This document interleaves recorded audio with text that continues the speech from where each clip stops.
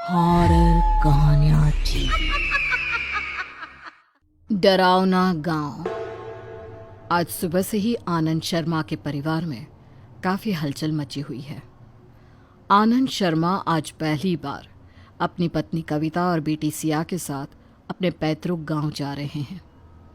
आनंद शुरू से ही दिल्ली शहर में रहता है, लेकिन जैसे ही उसे पता चला कि गांव में उसके पैतृक घर पर किसी ने कब्जा करने की कोशिश की है, तो मामले की तहकीकात करने के लिए दिल्ली से लगभग 70 किलोमीटर दूर वो अपने गांव पहुंच गया। देखा कविता, गांव में कुछ भी नहीं बदला, बल्कि देखकर ऐसा लग रहा है कि गांव पहले से भी ज्यादा खाली हो गया है। आप सही कह रहे हैं आनंद। धीरे धीरे गांव के लोग शहरों में रहने के लिए चले जाते हैं और गांव उजड़ने लगते हैं। पापा, वैसे इस गांव को देखकर ऐसा लगता नहीं कि यहाँ पर कोई रहता है। घरों की हालत तो देखिए, सारे टूटे फूटे झोपड़ी जैसे नजर आ रहे हैं। हमारा घर तो वैसे ही गांव के बिल्कुल बाहरी छोर पर है। जब बीच गांव की ये हालत है तो वहां तो पता नहीं क्या होगा। आनंद अपने परिवार के साथ जैसे ही अपने घर पहुंचा, उसने देखा कि घर के चारों तरफ घना सन्नाटा था।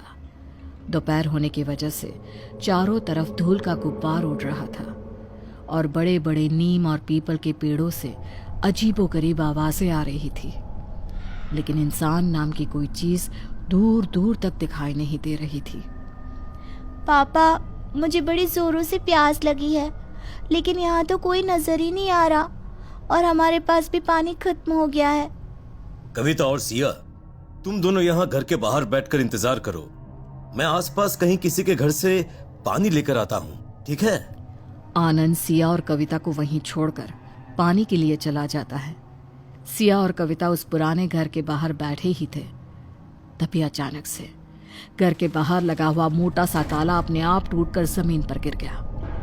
मम्मा, ये अचानक से ताला कैसे टूटकर गिर गया?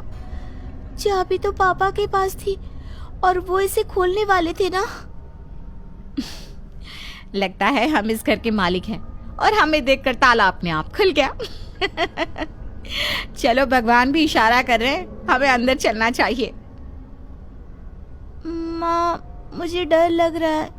यहाँ का माहौल कितना अजीब और डरावना है ना। हमें अंदर नहीं जाना चाहिए। अरे बेटा, इसमें डरने की क्या बात है? ये तुम्हारे दादाजी का पुराना घर है। तुम्हारे पापा बताते हैं कि वो काफी पूजा पाठ किया करते थे, और जो लोग पूजा पाठ करते हैं ना, उनके घर में डरने वाली कोई बात नहीं होती।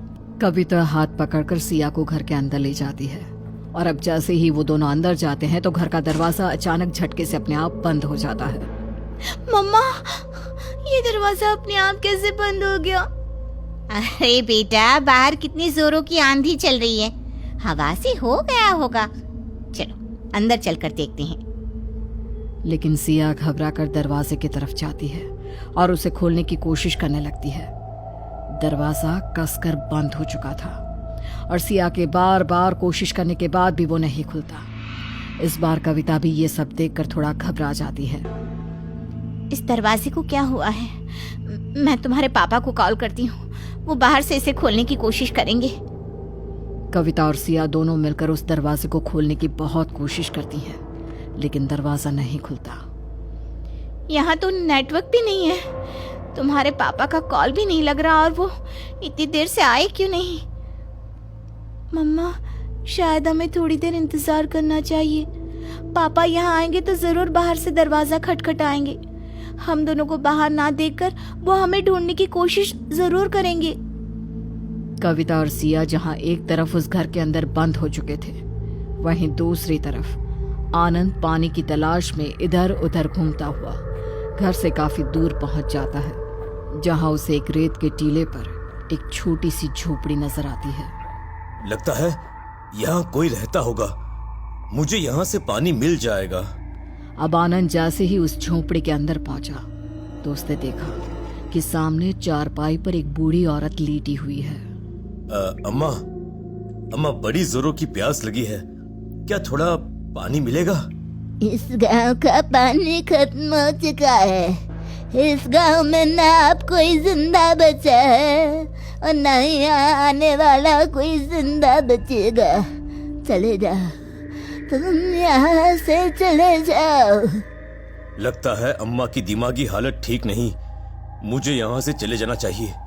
आनंद घबरा कर वहां से बाहर निकलता है और जैसे ही कुछ कदम आगे चलता है तो देखता है कि एक औरत अपने सिर पर पानी का घड़ा रखकर चली जा रही है। एक मिनट, जरा सुनिए, मुझे थोड़ा पानी चाहिए था, क्या आप मुझे दे देंगी? उस औरत के चेहरे पर लंबा सा घूंघट था और पैरों में खनकती हुई पायल। उसने बिना कुछ बोले अपने मटके से आनंद की बोतल में पानी भर दिया। आपका बहुत बहुत शुक्रिया। वैसे क्या आप बता सकती हैं मुझे इस गांव में कहीं कोई नजर क्यों नहीं आ रहा है? सारे आदमी खेतों पर काम करने गए हैं और औरतें अपने घरों में हैं। आपको कोई नजर नहीं आएगा। इतना कहकर वो औरत वहां से चली गई। अब आनंद जैसे ही वापस अपने घर पहुंचा तो सिया और कविता को वहां पर ना देखकर बुरी तरह से परेशान हो गया। पर तभी उसने घर के अंदर से दरवाजा खटखटाने की आवाज सुनी और दरवाजे को जोर से धक्का दिया। आनंद के दरवाजे को धक्का देते ही दरवाजा एक झटके के साथ खुल गया। पापा हमें यहाँ से चलना चाहिए। मुझे बहुत डर लग रहा है।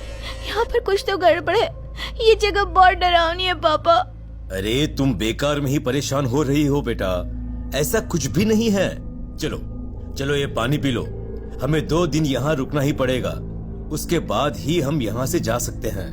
आनंद ने किसी तरह से कविता और सिया को समझा दिया और वो वहां रुक गए। अब रात को वो तीनों गहरी नींद में सो चुके थे कि लगभग आधी रात को किसी ने उनके दरवाजे पर 3 बार दस्तक दी। आनंद, कोई दरवाजा खटखटा रहा है। मैं जाकर देखता हूँ, लगता है कोई गांव वाला होगा। आनंद ने जब बाहर जाकर देखा तो उसे दरवाजे पर कोई नजर नहीं आया। बस कहीं दूर से पायलों के खनकने की आवाज सुनाई दे रही थी। घबराकर आनंद ने तुरंत दरवाजा बंद कर लिया।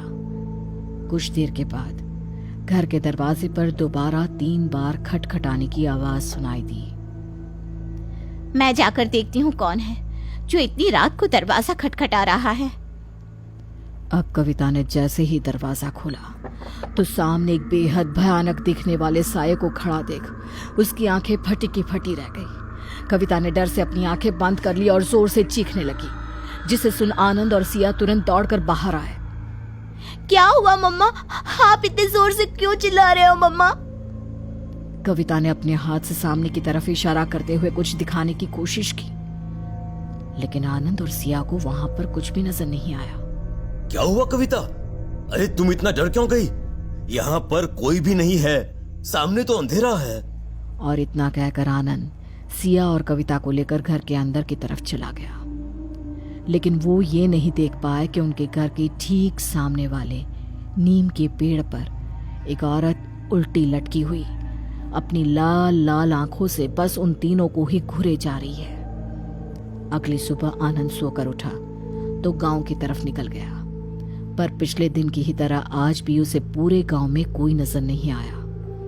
कुछ दूर चलने के बाद गांव के ठीक बीचों बीच पीपल का पेड़ देखकर आनंद को याद आया कि ये वही पीपल का पेड़ था जिसके नीचे गांव के लोग बैठकर बातें करते थे।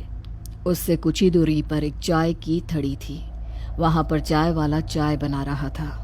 अरे भैया, मैं भी इसी गांव का रहने वाला हूँ, बहुत सालों के बाद यहाँ पर आया हूँ, लेकिन एक बात समझ में नहीं आती, यहाँ पर कोई नजर क्यों नहीं आ रहा? जहाँ से आए हो वापस लौट जाओ, वरना वो तुम्हें छोड़ेगी नहीं। कौन? किसके बारे में बात कर रहे हो तुम? सुन लो, रात को 3 बार दरवाजे पर दस्तक होगी और उसके बाद तुम्हारे सर पर मौत नाचेगी। इससे पहले कि आनंद उस चाय वाले से कुछ और पूछने की कोशिश करता, वो चाय वाला तेज कदमों से चलकर वहां से भाग गया। अब आनंद को भी धीरे धीरे डर सा लगने लगा था। आनंद अब जैसे ही पलटकर अपने घर की तरफ जाने लगा, अचानक वही पानी वाली औरत उसकी आंखों के सामने आकर खड़ी हो गई। उस औरत के सर पर अब भी लंबा घूंघट लटका था। वो जो कह रहा है सही कह रहा है। अगली बार जब वो दस्तक दे तो दरवाजा मत खोलना, बस ये सिंदूर अपने दरवाजे के नीचे से बाहर फेंक देना, फिर वो कभी नहीं आएगी। इतना कहकर उस औरत ने अपने हाथ में पकड़ा हुआ एक लाल सिंदूर का पैकेट आनंद को दिया और वहां से चली गई। आनंद हैरानी से बस सब कुछ देखे जा रहा था, लेकिन उसने घर जाकर सिया और कविता को इसके बारे में कुछ नहीं बताया। अगली रात ठीक सब कुछ वैसा ही हुआ। आनंद के दरवाजे पर दस्तक हुई, लेकिन आनंद ने दरवाजा खोलने से पहले वो सिंदूर अपने दरवाजे के नीचे से बाहर फेंक दिया और तभी किसी के बुरी तरह से चीखने की आवाजें सुनाई देने लगी। पापा, पापा ये सब क्या हो रहा है? कौन चीख रहा है बुरी तरह से? कोई नहीं बेटा, कोई बुरा साया था, लेकिन अब जा चुका है। तुम आराम से सो जाओ बेटा।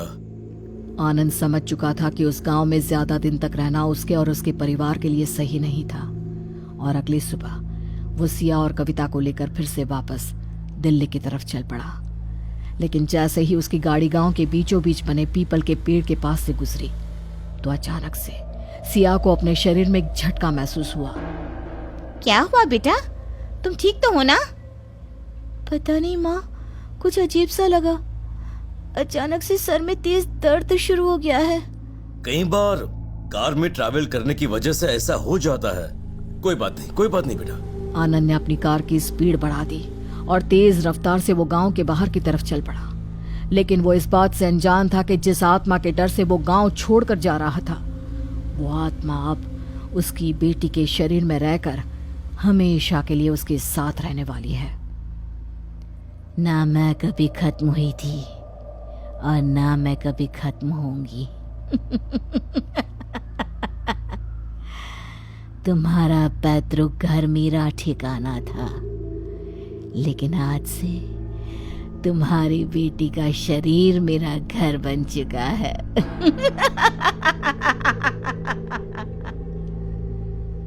तभी अचानक सिया की आंखें अजीब ढंग से चमकने लगी। उसने पलटकर उस पीपल के पेड़ को देखा और मुस्कुराते हुए चुपचाप बैठ गई।